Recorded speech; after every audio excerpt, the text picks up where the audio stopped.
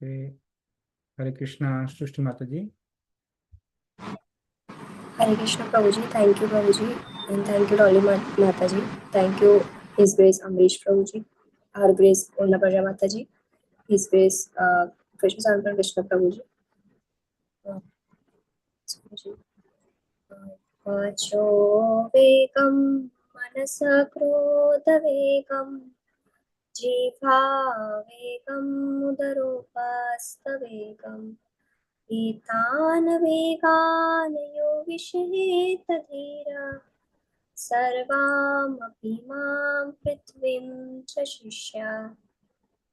Translation: a sober person who can tolerate the urge to speak, the mind's demands, the actions of anger, belly, the actions of anger, the actions of anger, the urge of tongue, belly, and genitals are qualified to make disciples all over the world. Very nice. Thank you, Mataji. Okay. Hare Krishna, Divanshi Mataji. Yeah. Hare Krishna Prabhuji. Thank you so much for taking these classes. Thank you, Dolly Mataji, Amrish Prabhu, Puna Pragya Mataji, and Krishna Samapan Krishnadas Prabhuji for arranging these classes. Vacho vegam manasah krodha vegam jiva vegam udarupastha vegam etan vegan yo vishahet dhirah sarvamapi mam prithvim sashishyat. Translation: a sober person who can tolerate the urge to speak, the mind's demands, the actions of anger, and the urges of the tongue, belly, and genitals is qualified to make disciples all over the world. Very nice. Thank you, Mataji. Okay. Hare Krishna, Dolly. Can we cite? Hare Krishna Prabhuji. Thank you very much for organizing this program. Thank you all the devotees for your very nice recitation. Vacho vegam manasa krodha vegam jiva vegam mudra prastha vegam etan vegan yogisheta dhira sarvam apimam prithvim sasishya. A sober person who can tolerate the urge to speak, the mind's demand, and the action of anger and the urges of the tongue, belly, and genitals is qualified to make disciples all over the world. Very nice. Thank you. So, yeah, this is the text one that we're discussing. And we will go to the purport where we stopped. Okay. Yeah. So last week we discussed about the mind, Vacho Vegam, and the mind's demands, and how our mind is so flickering. So so how to control it. So that is the very it is above our senses, and it can influence our intelligence also. So now we will look further on other urges like anger, tongue, belly, and genitals.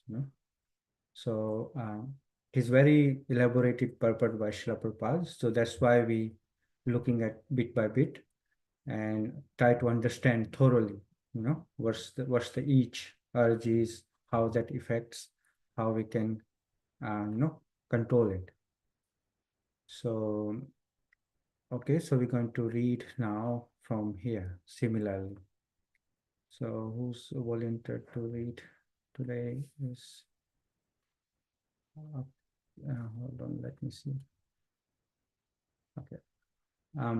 I think, yeah, Divanshi Mataji can read it now. Yeah.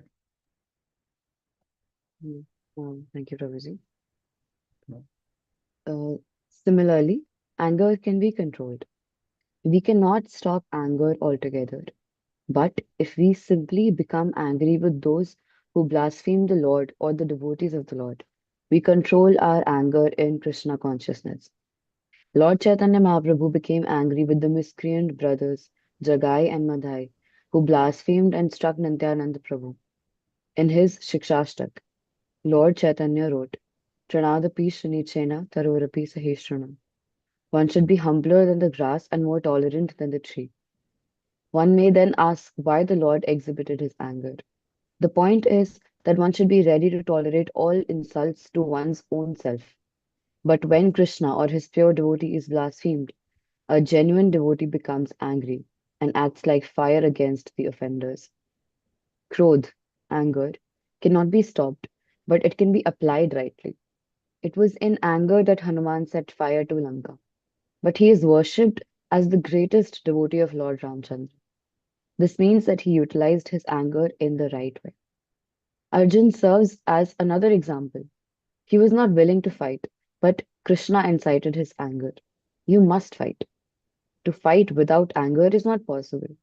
Anger is controlled, however, when utilized in the service of the Lord. Yes. So here, Srila Prabhupada are explaining about the anger, how anger comes. So, and actions of anger. Srila Prabhupada said that we cannot stop anger, but apply it rightly. Like Hanuman and Arjuna, they used anger in the service of the Lord, and anger is controlled. However, when, yeah, so, sorry. So it means that we should control our anger. I remember His Holiness Mahavishnu Goswami's one of the quote, Transcendental Mellow says, anger is one letter short of danger. So if you put D in front, it becomes danger. So yeah, so it's one letter short. So you always be very careful when anger comes. So when we are angry, we cannot think clearly, and actions done in anger have bad consequences. So here the instructions are to refrain or tolerate from actions when you're angry. If you get angry, just give some time to react. Don't react immediately. That's the way to you can tolerate, or you can mitigate the bad consequences. Actually, when I was reading more on this topic, so anger is also, we can find is two types, and one is described here, that Srila Prabhupada saying that anger we can use in Krishna service like Arjuna and Hanuman. So because devotees, generally they are not angry, but they are, or like they can use their anger if there is a blasphemy or dishonor of Lord or his pure devotees. That's what the point highlighted here. Srila Prabhupada is saying that Tanadapi Sunichena Tarorapi Sahishuna. It seems contradictory, Then why Mahaprabhu got angry? So the lesson is here that if somebody dishonoring us or dishonoring me, there's no need to be angry, no need to be doing anything. But we shouldn't tolerate any blasphemy of our Srila Gurudev or Prabhupada or pure devotees of the Lord and the Lord himself.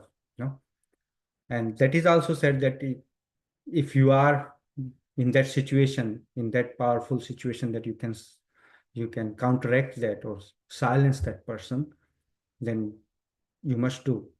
But if you are not in that situation, so you can leave the place. You shouldn't hear it. So that is another point, because we always not in that situation that where we can silence other people or whoever is blaspheming.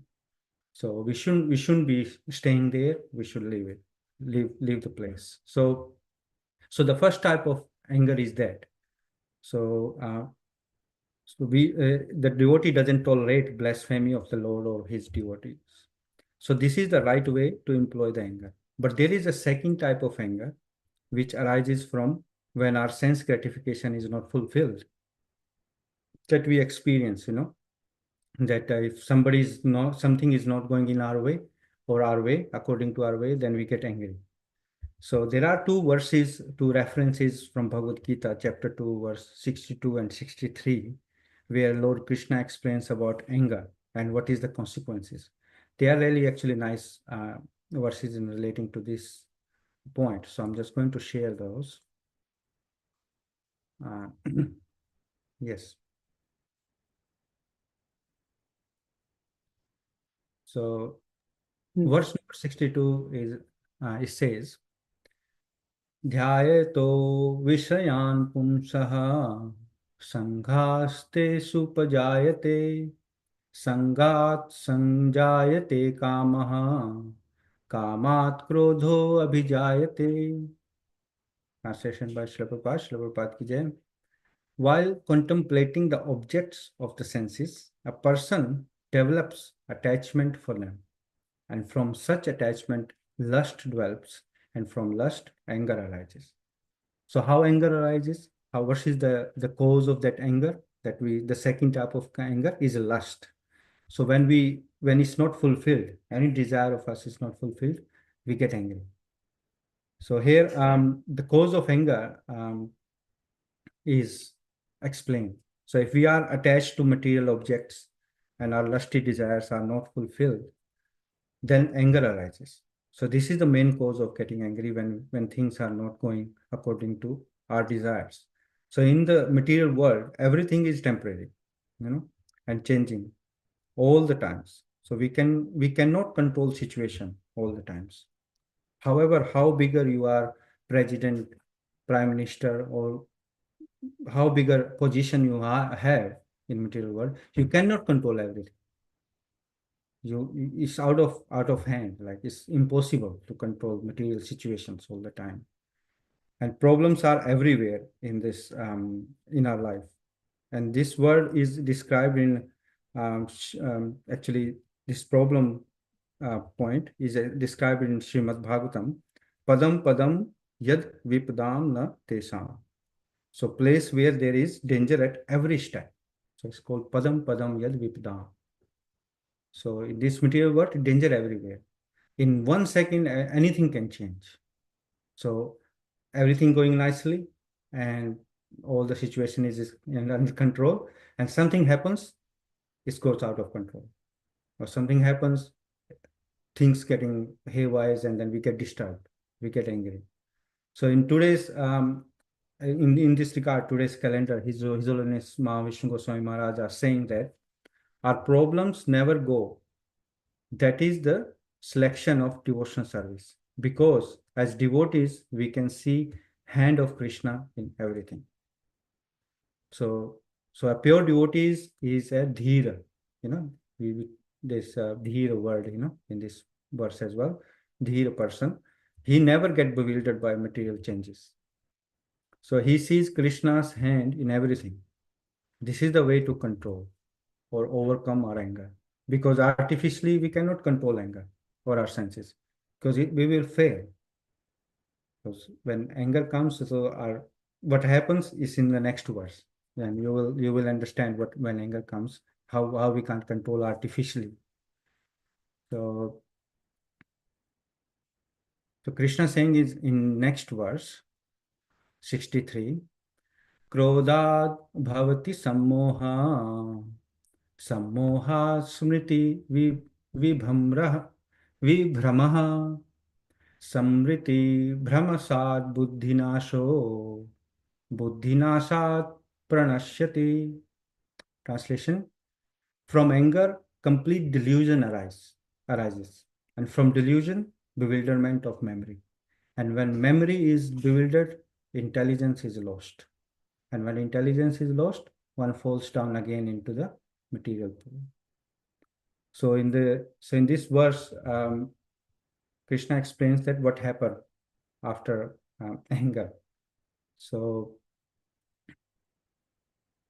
with anger we are deluded, and sudden rush of blood pressure, we are hyper in our dealings, and in delusion our judgments is faulty, so we can't make good judgment. Then bewilderment of memory. In angry moment, we do not remember all the things, only the event or the mistake we remember. Okay, this person did this mistake, so that's what we remember, and we get angry. So which triggered our anger. So after this bewilderment, our intelligence is lost. So we discussed last week the intelligence, the function of intelligence is discrimination, what is good, what is bad. So with intelligence, if intelligence is lost, we cannot make right decisions. We don't know what is good, what is bad. We just do action. And then we will face the consequences. We regret that, oh, I should have done that, So our power of discrimination between good and bad is gone. Then we fall down. So the consequences of reactions from anger are these. And Srila Prabhupada are explaining in the purport that a devotee offer everything to Krishna and then accepts prasadam. And this is not agitated by material changes. That's why we see Krishna's hand in everything and follows devotion service, which save us from this trouble. So Srila Prabhupada are explaining in the purport that a devotee offers everything to Krishna, not just the food stuff, he offers everything. And then he sees, as Srila Gurudev says, he sees the hand of Krishna in everything.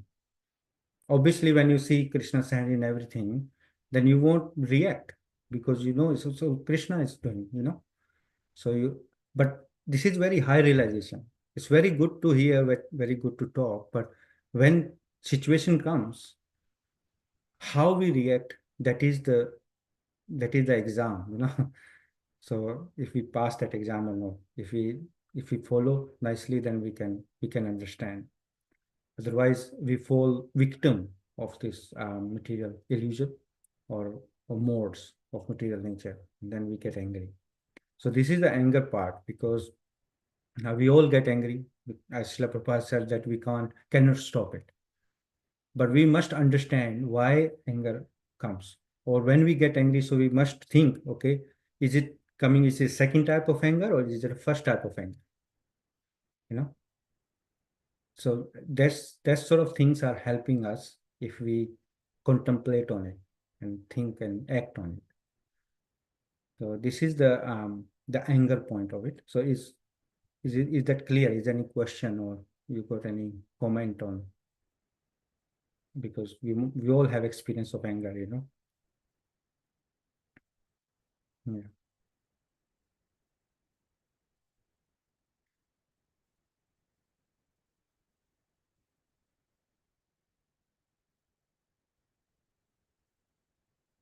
Okay, no worries.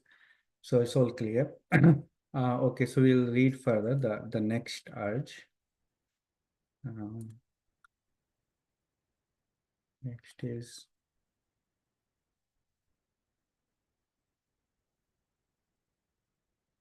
yes, Mataji. As for the urges of the tongue, we all experience that the tongue wants to eat palatable dishes. Generally, we should not allow the tongue to eat according to its choice, but should control the tongue by supplying prasad. The devotee's attitude is that he will eat only when Krishna gives him prasad. That is the way to control the urge of the tongue. One should take prasad at scheduled times and should not eat in restaurants or sweetmeat shops simply to satisfy the whims of the tongue or belly. If we stick to the principle of taking only prasad, the urges of the belly and tongue can be controlled. Yes. So here, the urges of the belly and tongue, So we discussed that before also. The tongue, belly, and genitals, they are in a straight line. And it all start from jivha, the tongue. So our tongue has two functions. I was hearing Srila Prabhupada's lecture, and Srila Prabhupada explaining is two functions. One is vibrate, to vibrate, like we're speaking now. Vacho vegam, watch. Second is taste, the tasting palatable food or taste any kind of taste. So those two functions are the main functions of our tongue.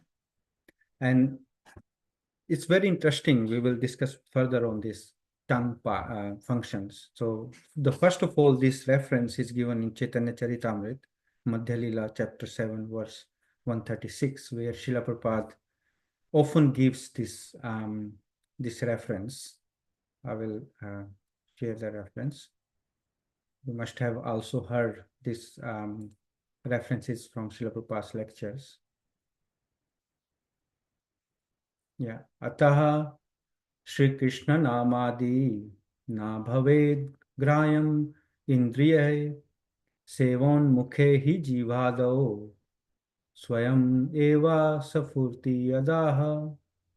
Translation: Therefore, material senses cannot appreciate Krishna's holy name, form, qualities, and pastimes. When a conditioned soul is awakened to Krishna consciousness and renders service by using his tongue to chant the Lord's holy name and taste the remnants of the Lord's food, the tongue is purified, and one gradually comes to understand who Krishna really is. So here we can understand that Sevon Mukhehi Jivado. Sevon Mukhehi Jivado means our tongue. So devotion service starts from the tongue. We chant Krishna's name and accept Krishna Prasadam. Jiva Vegam and Udara Vegam is controlled in this way. So when we see our movement, we can see fasting, feasting, and chanting. We do, we have fasting on certain days, festivals, and then we celebrate festivals. All the feasting is happening, and then we do sankirtan and chanting. So you can see the function of tongue, in the devotional service. It starts from the tongue. So fasting alone also cannot control the tongue, and feasting is also the opposite. So when we see this material world, people are either overeating, they are suffering from overeating and excessive drinking intoxicants. And in the result, we have lifestyle diseases, obesity, everywhere we can see nowadays. So which is the cause of many diseases. So fasting, we can get rid of many health problems, especially belly. Fasting is also helpful to control our senses, and we can see clear connection between our tongue and belly. So what we put in our belly, is it according to our tongue or the need of the belly? This is what we need to balance, because nowadays everything people eat is only for the taste of the tongue. And what is the nutrition value of it? Zero. You can see a lot of packaged food and everything. So the effect of such eatables on our belly, no one is concerned. So they just want good taste. So there is saying that our gut is our second brain. You must have heard of that. Our gut, our belly, have a lot of billions and billions of gut bacteria, which are good and bad. But fasting actually help us to balance this overeating when is a necessary burden on our belly. So there is actually, that is also a difference. Somebody say that, okay, fasting, we do fasting, because a lot of other faiths also do fasting. You must have seen in Muslim faith also, they have fasting, and Jainism also, they have a lot of fasting, So fasting help us to control our senses, because when we fast, we don't have unnecessary food, undigested food in our system, and then we feel light.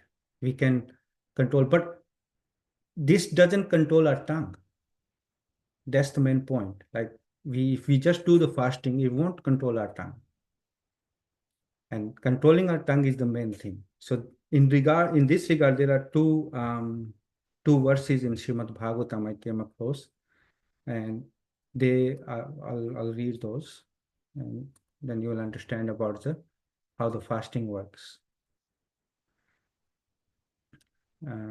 Yeah. So it's Canto 11, Chapter 8, verse 20. Indriyani jayanti ashu nirahara manishinaha varjayati vrajayitva tu rasanam taniraha nirnasya vardhate. So rasanam is the tongue. Translation: by fasting, learned men quickly bring all of the senses except the tongue under control, because by abstaining from eating, such men are afflicted with an increased desire to gratify the sense of taste. So by fasting, we can control or quickly bring the senses in control, but except tongue, not the tongue. And opposite to that, the next part of that, sorry, is another verse, the second verse. तावस् जितेन्द्रियो न स्याद् विजितेन्द्रियः पुमान् न जयेद् रशनं यावज् जितं सर्वं जिते रसे. Translation: although one may conquer all of the other senses, as long as the tongue is not conquered, it cannot be said that one has controlled his senses. However, if one is able to control the tongue, then one is understood to be in full control of the senses. So here we can see that how important the controlling the tongue is. If you control everything, do fasting for months and months as well, do everything, but your tongue is not controlled. You're not chanting or you're not glorifying the Lord by your tongue. You're not vibrating the glories of the Lord. Then it's not said to be that you are Goswami or you are master of your senses. No. But in other side, if you control your tongue, all other senses will be controlled. And what are the two functions of tongue is vibrate and taste. So we vibrate glories of the Lord, we chant holy name of the Lord, and we taste or we accept Krishna Prasad. So yeah, so by fasting we can control the senses, but not tongue. And tongue is controlled by sevan mukhe hi jivada. So when we vibrate Krishna's holy names and taste Krishna Prasadam. So tongue is such a powerful sense, and when controlled, then all other senses are controlled. So this is the function of tongue. And it comes twice in here as well. See, vacho vegam, and then the urges of the tongue, tasting. So this is the second part about the tongue and belly. Now we look at the upast. Upast is the genitals, the veg or the urges of genitals.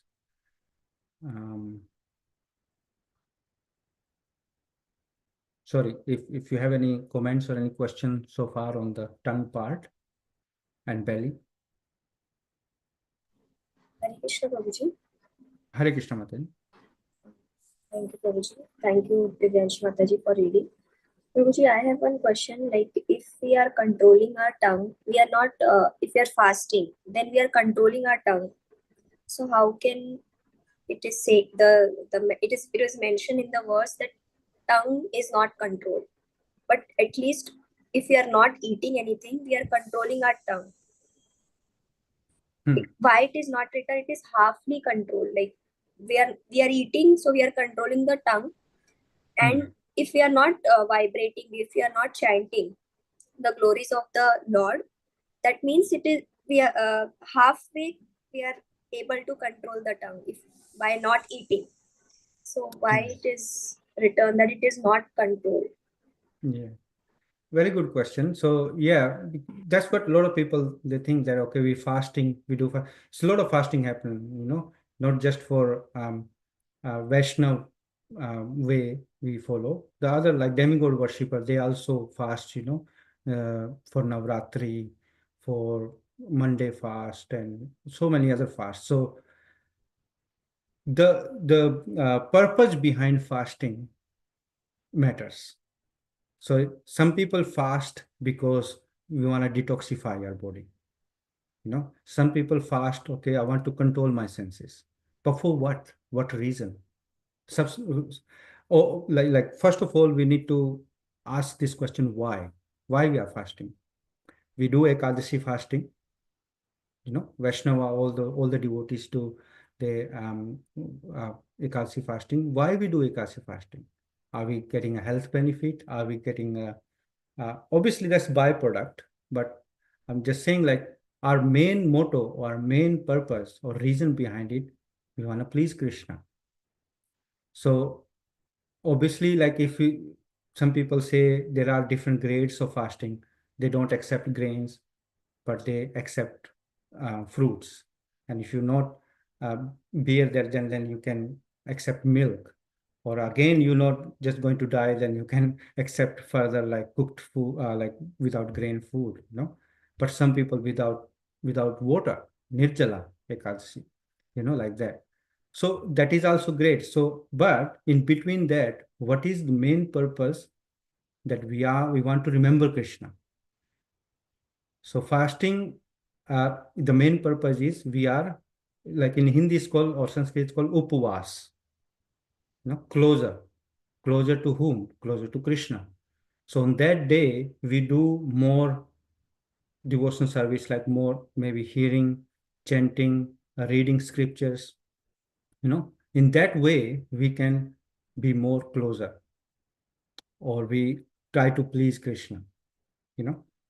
But if on the opposite to that, some people on fasting days, they cook different palatable dishes or without grains also, you know, nice puris or different ekadasi, uh, like ekadasi fast dishes. It's like feasting, you know, on ekadasi also. So it is all comes down to what is your purpose? Why are you doing fasting? If you're doing fasting to please Krishna, remember Krishna, that is the main purpose. So no doubt doing fasting will some way control our senses. We can get rid of undigested food, you know, we feel a bit healthy. We can, our senses are not so much, the urge of our senses are reduced. But again, in according to this Srimad Bhagavatam verses, like if you're not controlling your tongue, then you can't say that you control your senses. In some way you can control it, but you not be like Goswami or Swami of your senses, you know. But other way, if you control your tongue, the way Sevan Mukhi hi Jiva Dao, as Srila Prabhupada often quotes that, vibrate Krishna's name and taste Krishna Prasadam, your tongue is controlled automatically. And all other senses like belly, genitals, they will be automatically controlled because they engaged in Krishna service. So control means engaged in Krishna service. Control means doesn't seizing them. You can't seize our senses because that's what the thinking of like impersonalist or other, you know, yogis, they seize their senses. They try to sit still, don't eat for many months or days, and they try to stop. You can't stop. Senses, the function of the senses, function of the mind is chanchal, you know, mind is always flickering. It needs some engagements. That's the same way our senses also need some sort of gratification. You cannot stop at all. And with Krishna service, with devotional service, we satisfy our senses in nice way. We have Krishna Prasadam, very different dishes. We listen Krishna Kirtan, or we chant Krishna's name, you know. So we dance also. So all these in these activities, we positively engaging our senses, and that's controls it. That's real control, because that sort of control will won't fail. Other control will fail. Okay, fasting is well good, but can you fast whole your life? You can't. Only certain days you can fast, right? Or certain period of time you can fast. You can't fast all the time, 24/7. Some stage you want to eat something, because our senses, or as long as we have this material body, we have to maintain our body and soul together, right? So that's what my understanding is. Is that clear, Mataji? Or Yes, Prabhuji. yes. So yeah. So that is the Semon Mukhe hi Jiva Dao. The belly and tongue urges we can control that way. Okay. Thank you. So, thank you, Mataji, for question. Now we go further on the genitals part. Oh, Hare Krishna, Prabhu. You have question? Hare Krishna, Prabhu. One question. When we cook prasadam, when we offer prasadam to Krishna, at few points, it is like we want to eat something, and so is that also kind of sense gratification? Um, Thank you, Prabhu, for your question.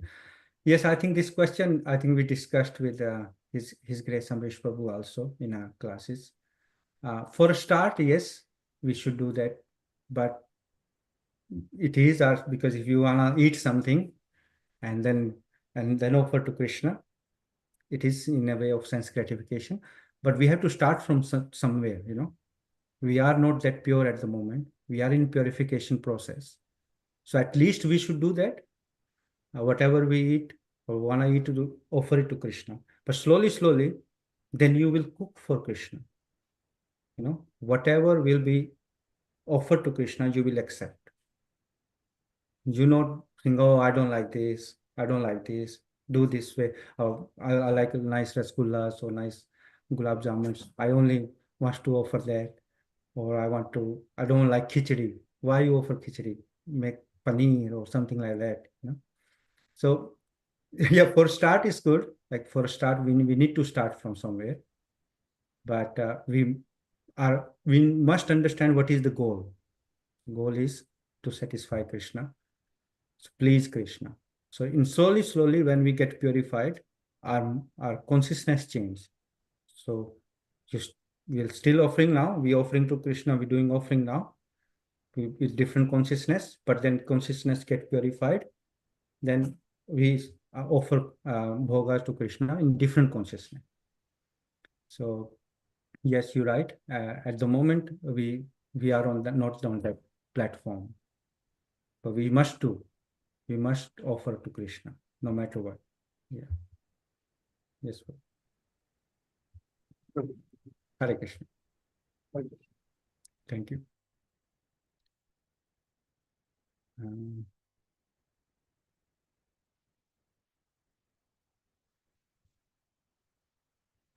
All right. So we will. Yeah.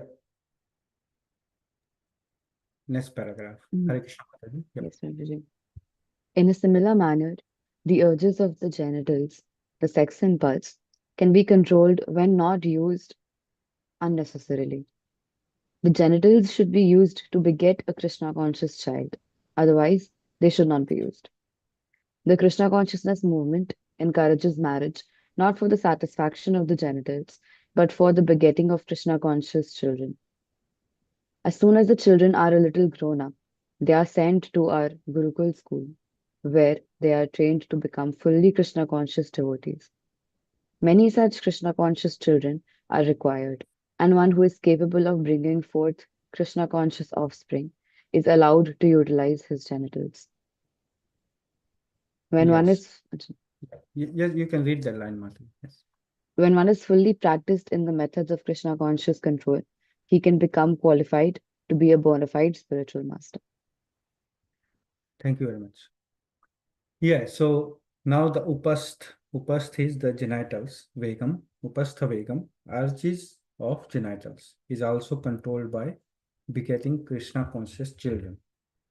So tongue, belly, and genitals, they are in one line. So when tongue is controlled, the belly is controlled, and then the genital is also controlled. So when we eat more, we can see that when we eat more rajasic or mode of passion food, you know, or tamasic food, or mode of ignorance food, then it will have effect on our sex impulse also. So that's why you must have heard or seen brahmacharis, you know, who are brahmacharis ashram or celibate orders. They eat only certain type of foods. They don't too much sugar. They avoid too much sugar, too much protein, you know, or too much, you know, the sour or chili, that sort of food that can have effect on our belly and genitals. So it is not forbidden, but it is said to use sex impulse when needed, not unnecessarily. Otherwise, it will increase more and more. It's like itchy. We have itch on my skin. If you scratch it, you feel very good. Oh, very nice. But after you stop it, and it will become more. It aggravate more. So itching is aggravated. So this like impulse. So it's itching. So it will increase more like itch. So yeah, in everything, if we think in related to Krishna, because everything comes from Krishna, whatever we have, whatever we like, propensities we have, Krishna have, because after all, we are part and parcel of Krishna. So that's why Krishna says this sex impulse is also me. This is referred in Bhagavad Gita, chapter 7, verse 11. I'll share it.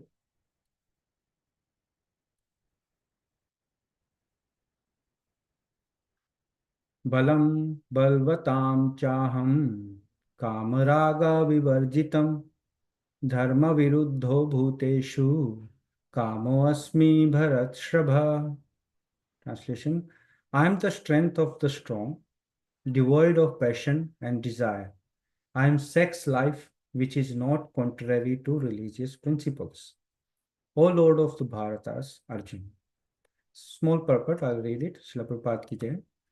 The strong man's strength should be applied to protect the weak, not for personal aggression. Similarly, sex life, according to religious principles, dharma, should be for the propagation of children, not otherwise. The responsibility of parents is then to make their offspring Krishna conscious. So here we can understand that Krishna also described that the sex life is Krishna, which is not contrary to religious principles. Not like for your entertainment or for our unnecessarily we use sex impulse, that is forbidden. So, but in the marriage, that's why one of the principle is we get married, devotees get married, and we get children. That's how they can, because everything needs to be used in Krishna service. So nothing that you can't. Everything has to be used in Krishna's consciousness. So sex life also needs to be used in Krishna consciousness, and that's how it will.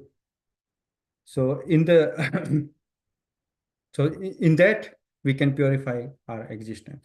And Srila Prabhupada explains in further when we read in the purport about these urges and how to control it, because this will come, because this is just the first part, and now Srila Prabhupada will start giving references about urge to speech, and other urges, how we can control them. So yeah, this is the upastha vegam. Udro upastha vegam. So jiva vegam, udro upastha vegam. So these are though we studied now all the vegas, all the urges.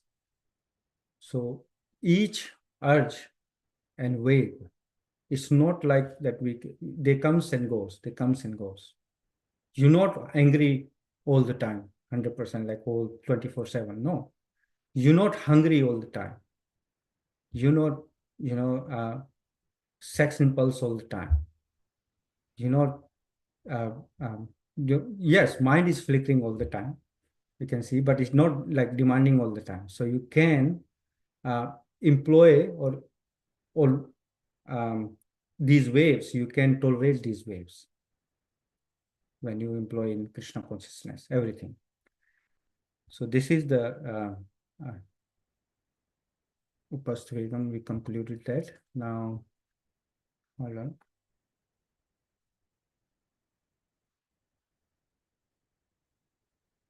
Yes. Okay, so we can read one more para.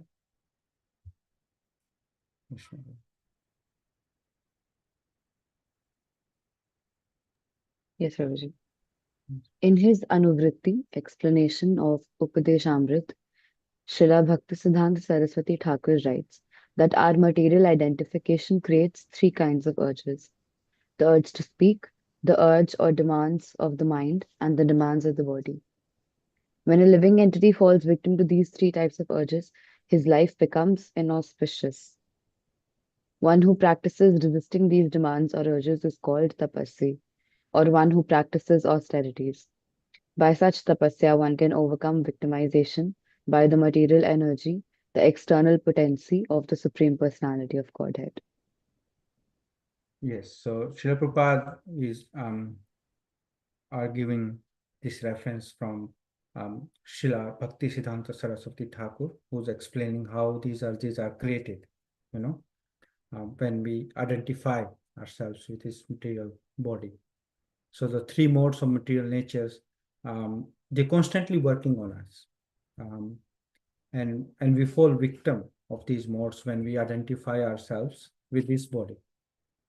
So actually, this is the foundation or the ABCD of spiritual life, that we are understanding or realization that we are not this body, we are spirit soul. You know, theoretically, we always like hear it, everywhere we hear it from our, wherever you go, you know, spirituality or in temple or where, always saying that we are not this body, we are spirit soul. We all are spirit souls. But understanding theoretically is one, but putting into practice is another thing. So yes, we need to understand theoretically first, but then we need to put that in practice. So all the transcendentalists, whether impersonalists or personalists, they realize this truth. Then the real spiritual practice starts. So all of them, it's not like yogis, meditators, you know, impersonalists, Mayavadis, or devotees, all of that, they realize this truth, that we are not this body. Because as long as we identify ourselves with this body, all the problems comes. All the problems starts from there. You know, because all the modes starting on working us, all the urges comes, and then when we fall victim. So how to realize this fact? This practice is tapasya. This is called tapasya. We have discussed before, you know, earlier our sessions, that what is tapasya. Tapasya is like human beings, because we are human beings, we are different from animals. So we are meant to be trained on according to certain principles to revive our original position. So this is tapasya, and this practice or this austerity, which we can resist our demands of these urges, that is tapasya, and that is will keep us in mode of goodness, where we can perform bhakti. You know, because if we are constantly in lower modes, bhakti is something like it's troublesome. Like we cannot perform bhakti very sincerely if we are always in lower modes. So this is the main point of this paragraph here, that we should identify that we are victim of this maya, a victim of identifying ourselves of this body. And this is the training. This is how we get trained up, because we tend to be understanding, okay, we're not this body, we are spirit soul, we shouldn't do anything. Bodies, we start ignoring our body. No, we cannot. We need to keep our soul and body healthy in a way so we can perform devotion service. And that's what Srila Prabhupada gave the reference of Jiva Sevan Mukhe Jivadav. You know, we also offer very palatable bhoga to Krishna, and then we accept it. So we satisfying our senses with Krishna Prasad, with Krishna's name, with holy name. So that is a natural way of controlling our senses. That is a natural way of tapasya. Otherwise, the tapasya we can see people go in jungle, or they do different meditations and austerity. It's big austerity. It's like it's not easy to perform. I cannot do it. So even Arjuna also said that it's very hard to control our mind. So, and he's Gudakesha. He can control his sleep, but he is also saying that he cannot do that. So it is very troublesome performing those practices. But this practice is very sublime, Srila Prabhupada gave us. And that's why sometimes we take it for granted, because it's given to us. You know, we haven't been searching for this, because this, you remember, we this point came up in a discussion in Lord Kapilas, that Mother Devhuti, she was disturbed by the senses, and then she came to Lord Kapila. But we know, I came because I liked prasadam. And then I came in contact. So, but Krishna is mystical. His ways are mystical, so he attracts people. He's all attractive. Krishna is all attractive. So I think time is up now.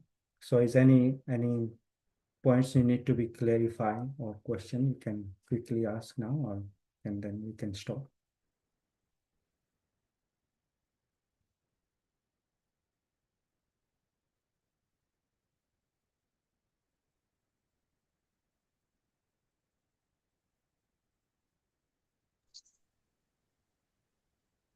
Hare Krishna, Sanjeev, is it completed now? Hare Krishna. Yes, Prabhu. We stopped for today. Yes. Okay, wonderful. Thank you very much. Now, for any questions, the devotees have, if they can write to me the questions all together once a particular verse is over, by Wednesday latest, so there's a bit of time for me to prepare. I know what it is, because then if it is later than that, then I would have already prepared for the class. You understand what I'm trying to say? Because also they require time for preparations, and for things. So let them know. Yeah. Okay. So thank you very much. And also one request to all of you wonderful devotees. It's very nice you guys are thanking, all of you are thanking your tutors and us each time. I just have a request. As you say, for taking the class, I do not know how accurate grammatically or what it is, Rather than, if it would be better, it would be nice if we say something like that, like thank you for organizing the class, or organizing us, that's okay, but training us, something like that, So that way, both your tutors as well as us are satisfied. Okay, wonderful. Thank you very much. We'll take a break, few minutes break, and then we'll join in a few minutes time. Okay, we've got very less time today. Thank you, Hare Krishna. And Krishna. when we sing the verses, we do not sing as sing. There are meters in which we sing the verse. So we'll be a little careful with the singing part. Just follow the meter that we have got. Don't become a singer on this. Right? Okay. Yes. Thank you. We'll meet in about 2 minutes time. Hare Krishna. Hare Krishna. Thank you, brother.